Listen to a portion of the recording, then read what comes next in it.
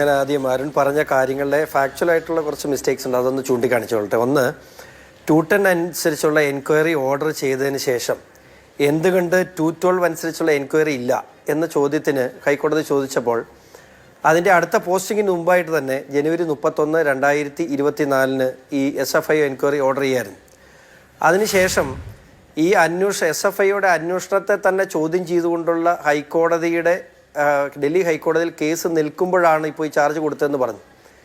ഇതേ ആവശ്യം ഉന്നയിച്ചുകൊണ്ട് KSIDC കേരള ഹൈക്കോടതിയിലും അതിനുശേഷം വീണയുടെ കമ്പനി എക്സാലോജിക്ക് ബാംഗ്ലൂർ ഹൈക്കോടതിയിലും അതിനുശേഷമാണ് ഡൽഹിയിലെ CMR സെയിം ഫാക്ട്സ് ഇതേ ആവശ്യം ഉന്നയിച്ചുകൊണ്ട്, അതായത് ഈ അന്വേഷണം നിയമവിരുദ്ധമാണ്, അതുമാത്രമല്ല ഇത് ഈ രഹസ്യമായുള്ളൊരു ഡോക്യുമെൻ്റ്, പ്രത്യേകിച്ച് ഇൻട്രീം സെറ്റിൽമെൻറ്റ് ബോർഡിൻ്റെ രഹസ്യ സ്വഭാവമുള്ളൊരു ഡോക്യുമെൻറ്റിൻ്റെ അടിസ്ഥാനത്തിൽ ഇത്തരത്തിലുള്ളൊരു കേസ് അന്വേഷണം പാടില്ല എന്ന സെയിം ഫാക്ട്സാണ് ഈ 3 കോടതിയിലും ഇവർ ഉപയോഗിച്ചത്. ആ 3 ഹൈക്കോടതി ഇത് തള്ളി. മൂന്നാമത് ഞാൻ ഏറ്റവും അവസാനത്തെ ദിവസം ഡിസംബർ 23 ഞാൻ ആ ഡൽഹി ഹൈക്കോടതിയിൽ ഹാജരായിരുന്നൊരു മനുഷ്യനാണ്. അവിടെ വളരെ ഓപ്പണായിട്ട് തന്നെ കോടതി ചോദിക്കുകയുണ്ടായി, ഇത് ഇന്ത്യയിലെ തന്നെ ഏറ്റവും അറിയപ്പെടുന്ന അഭിഭാഷകരാണ് അന്ന് അവിടെ പങ്കെടുത്തത്, അന്ന് കോടതിയിലുണ്ടായിരുന്നു. ഈ 3 ഹൈക്കോടതി തള്ളി സാധനം എടുത്തുകൊണ്ട് എന്തിനാണ് ഇങ്ങോട്ട് വന്നതെന്ന് പച്ച മലയാളത്തിൽ ജഡ്ജി ചോദിക്കുന്ന സാഹചര്യം ഉണ്ടായി. പക്ഷേ അതിനുശേഷം ഈ കേസ് ജഡ്ജ്മെൻറ്റിനായിട്ട് റിസർവ് ചെയ്തു. ആ റിസർവ് ചെയ്ത സമയത്ത് അദ്ദേഹത്തിന് ഡിവിഷൻ ബെഞ്ചിലേക്ക്, ആ ജഡ്ജിന് ഡിവിഷൻ ബെഞ്ചിലേക്ക് പ്രമോഷനായി. അതിനുശേഷമാണ് അദ്ദേഹം അലഹബാദ് ഹൈക്കോടതിയിലേക്ക് ട്രാൻസ്ഫർ ആകുന്നത്.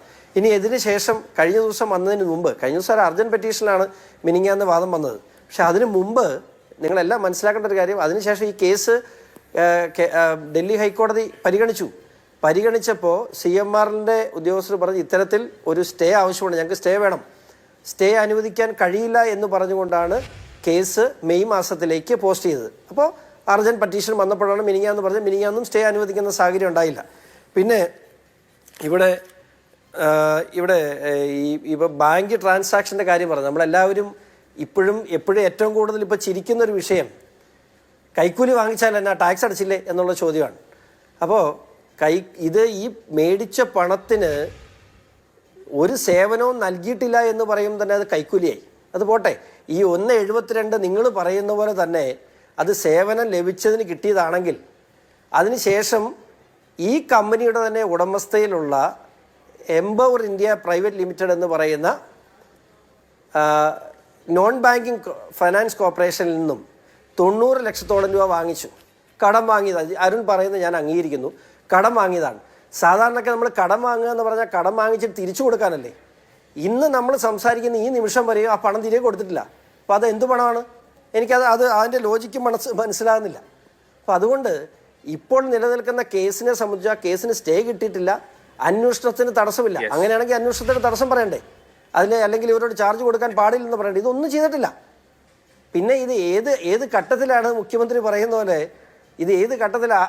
മുഖ്യമന്ത്രി പറയുന്ന പോലെ ഇത് ഏത് ഘട്ടത്തിലാണ് ഇതിനകത്ത് അനാവശ്യമായ ഇടപെടൽ ഉണ്ടായിട്ടുള്ളത്? വളരെ വിനയപൂർവ്വം ഇടതുപക്ഷ ജനാധിപത്യ മുന്നണിയുടെ പ്രതിനിധിയോട് പറയാനുള്ളത്, ഒന്ന്, ഇനിയെങ്കിലും ആ വിജിലൻസ് കോടതിയുടെ ഉത്തരവിനെയും ഈ കേസിനെയുമായി ബന്ധിപ്പിക്കരുത്. ഞാൻ 100% അങ്ങ് പറയുന്ന അംഗീകരിക്കുന്നു. ഏതെങ്കിലും തരത്തിൽ മന്ത്രിസഭ ഇതിന് ഫേവർ ചെയ്ത് കൊടുത്തുകൊണ്ടൊരു ഉത്തരവ് ഹാജരാക്കിയാൻ ശ്രീ കുഴൽനാടനോ അല്ലെങ്കിൽ മരിച്ചുപോയ അദ്ദേഹത്തിനോ കഴിഞ്ഞില്ല വിജിലൻസ് കോടതിയിൽ. അത് ശരിയാണ്. പക്ഷേ ഇവിടെ നടന്നിട്ടുള്ള കോർപ്പറേറ്റ് ഫ്രോഡിനെ സംബന്ധിച്ച് കൃത്യമായ എവിഡൻസോടുകൂടി തന്നെയാണ് ഈ റിപ്പോർട്ട് സമർപ്പിച്ചതെന്നാണ് എൻ്റെ വിശ്വാസം. ഒന്ന്, അത് വിജിലൻസ് കോടതി തള്ളിയെന്ന് പറയുമ്പോൾ ആ വിജിലൻസ് കോടതിയുടെ അന്വേഷണം ആവശ്യപ്പെട്ട് കേരള ഹൈക്കോടതി തള്ളിയെന്ന് പറയുമ്പോൾ അതേ ഹൈക്കോടതി തന്നെയാണ് ഈ അന്വേഷണത്തിന് ഉത്തരവിട്ടതെന്ന് ബഹുമാനപ്പെട്ട ഇടതുപക്ഷ പ്രതിനിധി എന്ന് മനസ്സിലാക്കണം. രണ്ട്, ഈ ഖനനാനുമതിയെ സംബന്ധിച്ച് ഇവിടെ വാദപ്രതിവാദങ്ങൾ നടക്കുന്നുണ്ട്. ഞാൻ ഒറ്റ കാര്യം മാത്രം പറയാം, അതിന് ഉത്തരം പറഞ്ഞാൽ മതി. കഴിഞ്ഞ 12 വർഷത്തിനിടയിൽ കേരളത്തിൻ്റെ തീരദേശത്തു നിന്നും ഖനനം നടക്കാത്ത, ഈ കഴിഞ്ഞ 24 ഡിസംബർ വരെ ഖനനം നടത്താത്ത ഒരു വർഷം പറഞ്ഞു തരാമോ? ഞാൻ എണ്ണി പറയാം, ലോഡെണ്ണം, തുക എത്രയാണെന്ന് ഞാൻ പറയാം. പിന്നെ ഈ KMML അതുപോലെ IREL പൊതുമേഖലാ സ്ഥാപനങ്ങൾ രണ്ടും, ഈ 2 സ്ഥാപനങ്ങളിൽ നിന്നും എത്ര കോടി രൂപയുടെ സാധനം CMRൽ മേടിച്ചിട്ടുള്ളത് കൃത്യമായ ലിസ്റ്റ് എൻ്റെ ഇരിപ്പുണ്ട്, കണക്കെൻ്റെ ഇരിപ്പുണ്ട്. CMRലിൻ്റെ പ്രൊഡക്ഷൻ്റെ ലിസ്റ്റ് എൻ്റെ ഇരിപ്പുണ്ട്.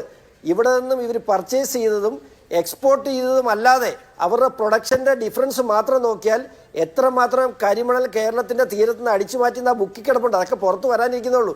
ഞങ്ങളിത് ചുമ്മാ പറയുന്നതാണെന്നാണോ നിങ്ങൾ ഓർത്തത്?